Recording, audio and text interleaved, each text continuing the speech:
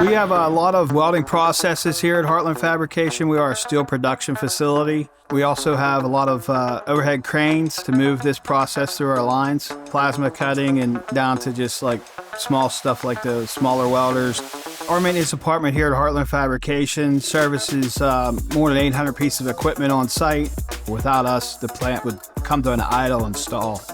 Our motto here at Heartland Fabrication is make the best barge in the nation. So for me as a supervisor, I really feel that we need to have one of the best maintenance teams in the nation as well. We really reinforce the value of a new employee coming in here, getting out there right away, running on the floor, the experience that they need to progress in their career here at the facility.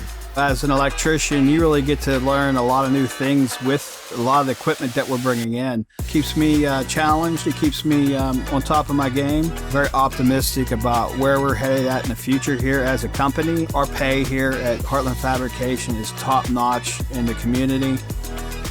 Very good place to come and spend a lot of time here and make a career here just at Heartland. If you really enjoy the career of mechanical or electrical, this is the place to come.